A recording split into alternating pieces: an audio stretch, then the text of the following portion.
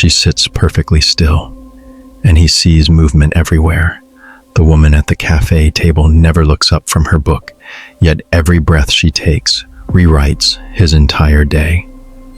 Marcus discovered her 3 weeks ago through the coffee shop window. Auburn hair, catching afternoon light like copper wire, conducting electricity. Now he returns daily, ordering drinks he doesn't want, positioning himself at angles that grant the clearest view. She arrives at 2:47 p.m., orders chamomile tea, opens the same weathered copy of Neruda. Never acknowledges his existence, which somehow makes her presence more intoxicating than any drug he's ever craved. But today, the familiar ritual fractures. As she turns a page, Marcus notices something impossible. Her book reflects not text, but his own face, staring back, distorted, hungry, pathetic. The reflection multiplies across every surface, in the cafe, windows, phone screens, even the liquid surface of her untouched tea. Dozens of his own obsessed expression watching him from every angle, each one slightly more desperate than the last. The woman finally looks up, and Marcus realizes with horror that her face is completely smooth. No features, no expression, just polished skin like a mannequin. She speaks without moving her lips. "I've been waiting for you to see yourself." And every reflective surface in the cafe shatters simultaneously, leaving Marcus surrounded by fractured glass, each shard containing a different moment of his fixation. Photographing her from across the street, following her home, learning her schedule, abandoning his friends, his work, his own reflection growing thinner and more hollow with each passing day. In the sudden silence, he understands. She was never real. The obsession was, the emptiness was, the slow dissolution of his own identity, piece by piece, reflection by reflection, until nothing remained but the watching itself. The ancients called it a curse. Today, psychology names it projective identification. The unconscious process of placing our own disowned feelings, desires, and identity fragments onto another person, then becoming addicted to retrieving them. First coined by psychoanalyst Melanie Klein, this phenomenon manifests everywhere in modern life. The employee who becomes obsessed with an indifferent boss, believing their approval will finally make them whole. The social media stalker who constructs elaborate fantasies about strangers' lives, feeding on imagined intimacy. The romantic pursuer who confuses their projection of perfection with love itself. Schopenhauer would call this the will's cruelest trick, convincing us that salvation lies outside ourselves, in another person's recognition or acceptance. The will to live creates an endless cycle of desire and suffering, projecting our own completeness onto external objects and people, ensuring we remain perpetually hungry, perpetually incomplete. All love, Schopenhauer wrote, is rooted in the sexual impulse alone, and is nothing but a more precisely determined, specialized, and perhaps, strictly speaking, individualized sexual impulse. The obsession isn't love, it's the ego's desperate attempt to escape the prison of itself. What does your mirror show you when you think you're looking at someone else? What pieces of yourself have you scattered into other people's stories, then spent years trying to collect? The woman with no face holds up the cracked mirror of your own making. And in the reflection, you see not the object of desire, but the desiring subject, fragmented and searching for something that was never lost, only projected into the wrong place. The most dangerous addiction isn't to a substance, it's to your own reflection in someone else's eyes.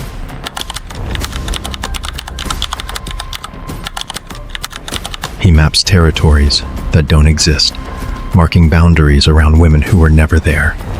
David's apartment walls disappear beneath layers of documentation, printed photographs, screenshots, handwritten timelines, red string connecting moments that felt like conversations but were only glances. The latest addition is Elena, barista at the downtown cafe, who smiled when she handed him his latte. That smile now occupies 3 foam boards of analysis. Was it professional courtesy, flirtation, a sign of deeper connection? He's screenshotted her Instagram 47 times, memorized her posts from 2 years back, constructed elaborate theories about her relationship status based on the absence of couple photos. Tonight, something shifts. As David pins another photo to his wall, Elena laughing with a friend, the image begins to move. She steps out of the frame, leaving behind only empty space. One by one, every woman on his walls does the same. Rebecca from accounting, Sarah from the gym, the redhead from the bookstore, whose name he never learned. They all climb down from their pinned positions, gathering in the center of his room like jurors. "We were never talking to you," they say in unison, their voices echoing from somewhere far away. "We were living our own lives." David reaches for them, but his hands pass through air. The women begin to fade, becoming transparent, then disappearing entirely. What remains are the walls covered in empty frames, red string connecting nothing to nothing, thousands of photographs of spaces where people used to be. He realizes he's been documenting ghosts, projections of his own loneliness, reflected back at him through brief, meaningless encounters with real women who were simply existing in the world. In the center of the room, a single map remains on the floor. It shows his own neighborhood, but every location is marked with a red X. The coffee shop, the gym, the bookstore, places where he collected moments that never belonged to him. The map's legend reads, "Territory, the space between fantasy and delusion. Population, 1. But as Schopenhauer whispered from the margins of his consciousness, the will creates these elaborate theaters of desire precisely to keep us from looking inward, where the real work of understanding begins." In myth, it was called enchantment. In psychology, we name it erotomania, the delusional belief that another person is in love with you, despite clear evidence to the contrary. Though clinical erotomania affects a small percentage of the population, its shadow form haunts modern dating culture everywhere, misreading social media interactions as a signs of interest, interpreting politeness as attraction, constructing elaborate romantic narratives from minimal contact. Dating apps amplify this tendency by gamifying human connection, encouraging users to invest emotionally in profiles and brief exchanges with strangers. Schopenhauer understood that romantic obsession serves the will's agenda perfectly. It keeps us focused outward, chasing phantoms, while avoiding the more difficult work of understanding our own nature. The sexual impulse, he argued, is the most decisive expression of the will to live, but it operates through illusion, making us believe that union with another will solve the fundamental problem of existence. The cartographer maps impossible territories because mapping his own inner landscape feels too dangerous, too empty, too real. What maps are you drawing in the margins of other people's lives? How many territories have you claimed without permission, marking boundaries around hearts that were never open to you? The empty frames on your wall aren't evidence of connection. They're monuments to the stories you told yourself about people who were simply living their own lives, unaware they'd been cast as characters in your private mythology. The cruelest truth: the person you're obsessed with doesn't exist. You created them from fragments and shadow, then fell in love with your own creation.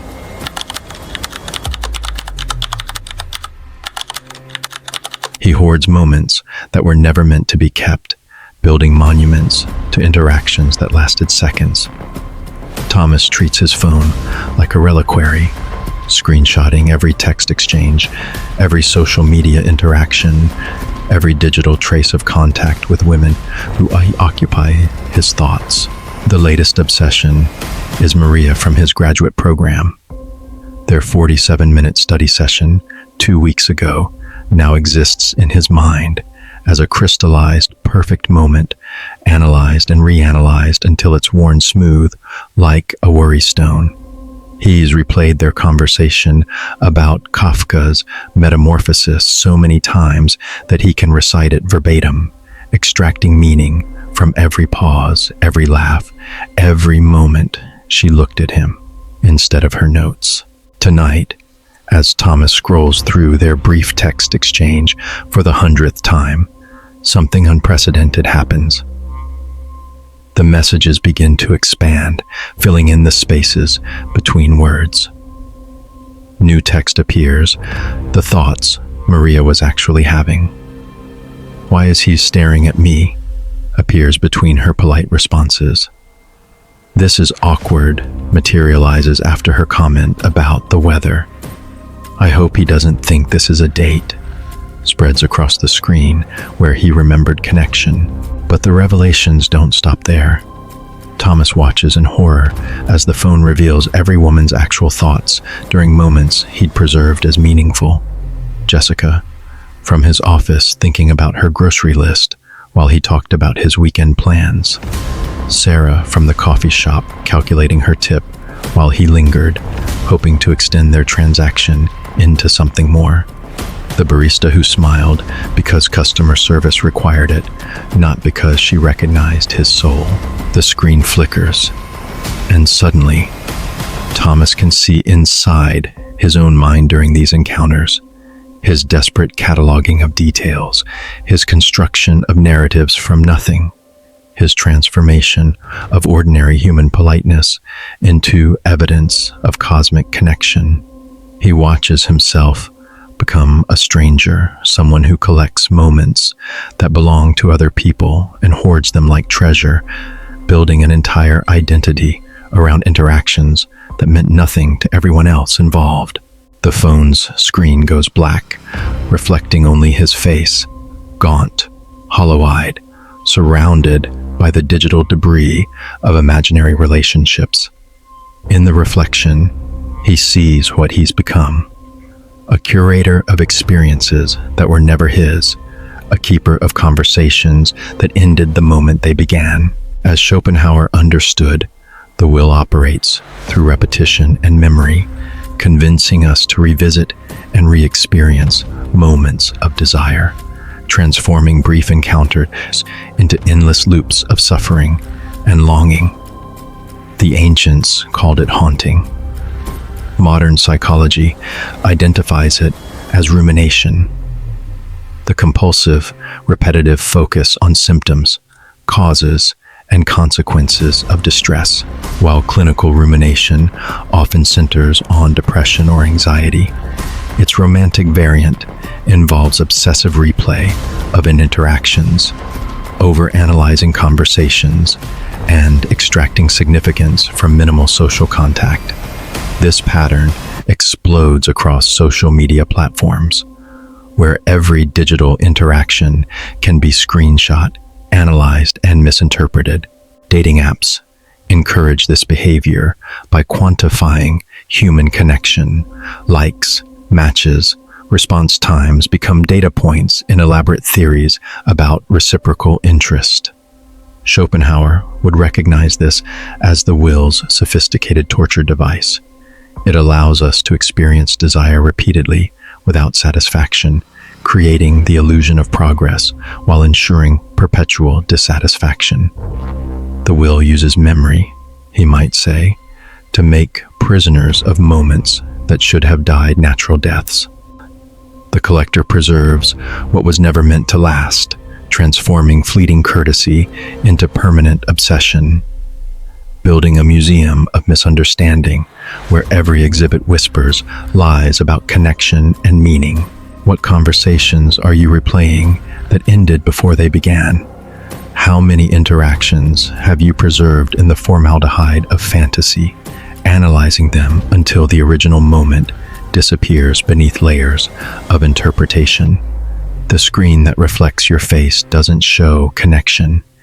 It shows the curator of experiences that were never yours, the keeper of conversations that meant nothing to everyone else involved. The most painful truth: the moments you treasure most deeply are the ones that mattered least to the person who shared them.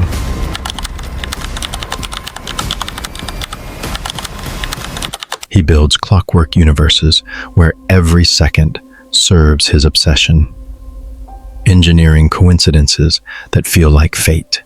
James has transformed his life into an elaborate surveillance operation disguised as routine. He's memorized Emma's schedule through months of careful observation. Yoga class ends at 6:15 p.m.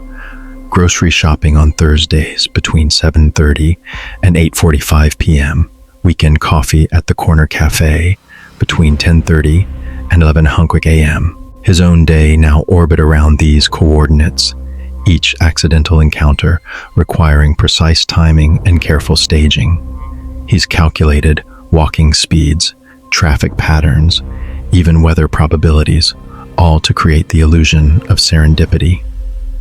This evening, James waits outside the yoga studio, timing his arrival to coincide with her exit.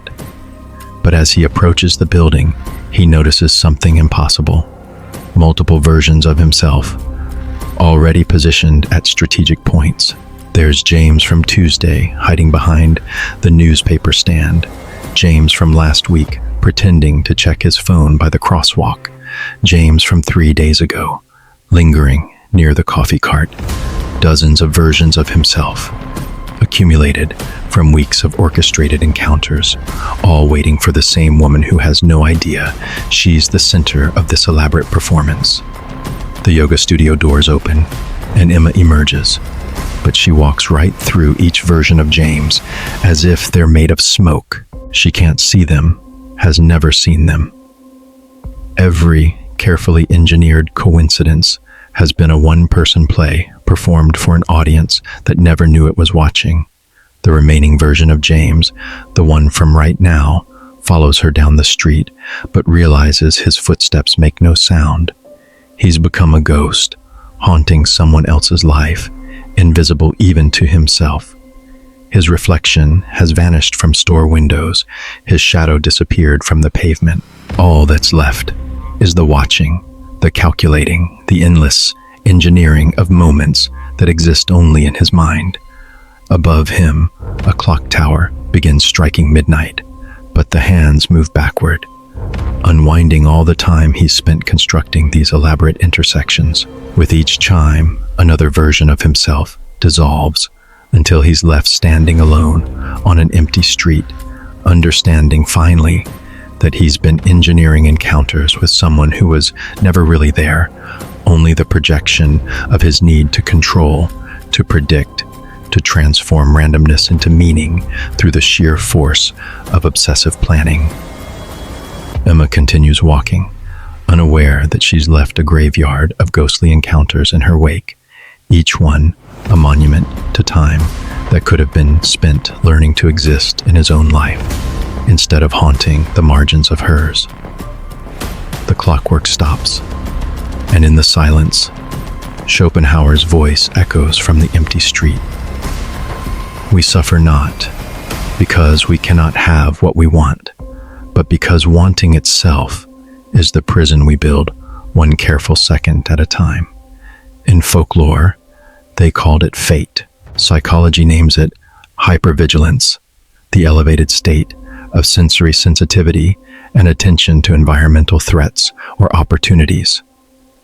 Originally identified in trauma research, hypervigilance manifests in romantic contexts as obsessive monitoring of another person's patterns, social media activity, and daily routines. Dating culture amplifies this through location sharing, activity timestamps, and last seen indicators that transform normal privacy into suspicious absence. Social media platforms feed hypervigilance by providing constant streams of information about others' activities, creating the illusion that monitoring equals caring, that surveillance equals connection. Schopenhauer would identify this as the will's most insidious trap. It convinces us that controlling external circumstances will somehow satisfy internal longing. The will creates the illusion of agency, he might observe, while ensuring that every action deepens our imprisonment. The architect builds elaborate systems of coincidence because accepting randomness, accepting that another person's life isn't about him, threatens the ego's need for significance. Each engineered encounter feeds the delusion that connection can be manufactured through effort and planning. What clockwork have you built around someone else's life? How many coincidences have you engineered, convincing yourself that timing equals destiny, that surveillance equals devotion? The empty street, where your footsteps make no sound, isn't evidence of ghostly love. It's the graveyard of time spent trying to control what was never yours to orchestrate. The most terrifying realization: you've become invisible not because you love too much, but because you've forgotten how to exist when you're not watching someone else live.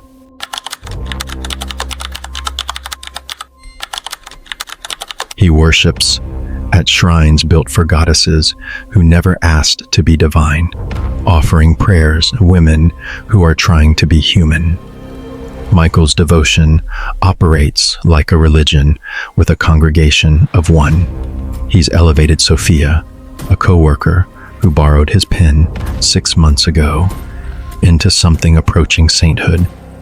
Every kindness she shows anyone becomes evidence of her angelic nature. Every moment of sadness or frustration he witnesses becomes a call for his protection and understanding. He's appointed himself as her guardian, her interpreter, her secret keeper, building elaborate theories about what she needs, what she deserves, what she's really thinking behind every polite smile. The apartment has become a temple. Her favorite flowers appear weekly, even though she'll never see them.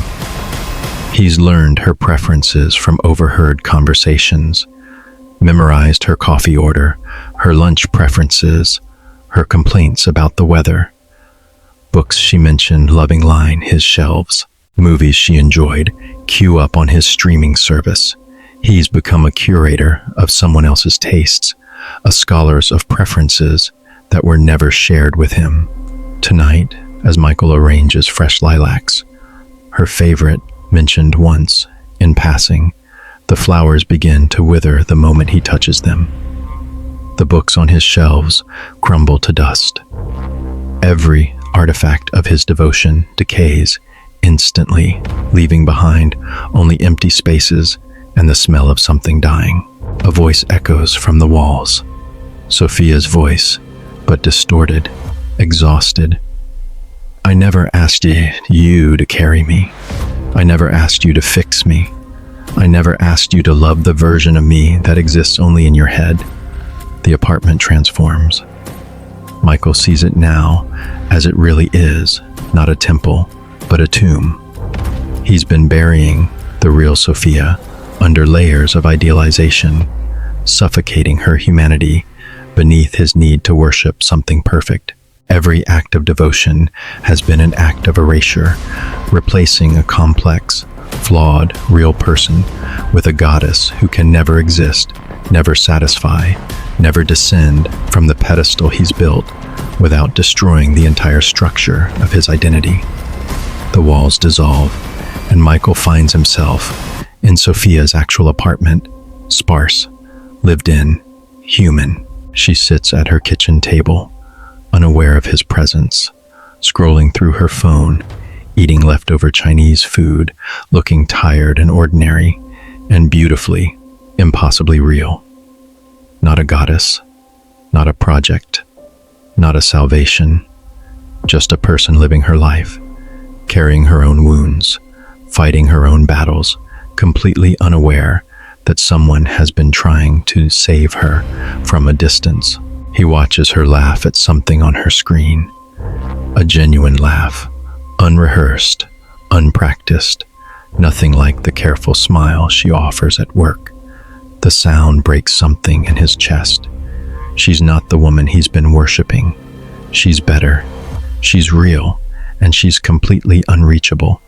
Not because she's divine, but because he's been trying to love a statue instead of a person.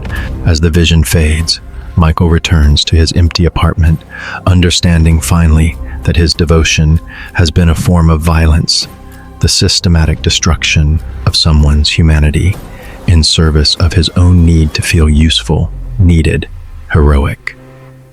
The empty altar remains, waiting for the next goddess he'll create from fragments of overheard conversations and projected needs. But in the silence, Schopenhauer whispers the most dangerous truth.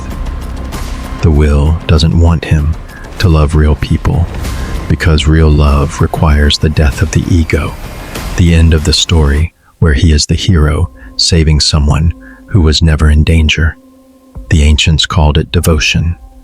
Psychology identifies it as the savior complex, the psychological pattern of seeking relationships with people perceived as needy or troubled, then attempting to rescue them through care and attention. This pattern, rooted in codependency theory developed by Melody Beattie and others, manifests prominently in modern dating culture through fixing partners, unsolicited advice giving, and the assumption that love equals solving someone else's problems. Social media amplifies savior complexes by providing constant streams of information about others' struggles and challenges, creating opportunities for inappropriate intervention and emotional caretaking from a distance. Schopenhauer would recognize this as the ego's most sophisticated delusion. It disguises self-serving behavior as selfless love, ensuring that the helper never has to confront their own emptiness. The will, he might observe, convinces us that we are motivated by compassion when we are actually motivated by the need to feel indispensable. The keeper of empty altars doesn't love the real person. He loves the opportunity to be needed, to feel superior, to play God in someone else's story. What altars have you built for people who never asked to be worshipped? How many times have you confused your need to be needed with love itself, transforming complex human beings into projects for your salvation fantasy? The withered flowers and crumbling books aren't symbols of devotion. They're evidence of the violence you do to real people when you try to love the versions of them that exist only in your head. The most liberating truth: the people you're trying to save were never broken. They were just living their lives while you projected your own need for purpose onto their ordinary human struggles.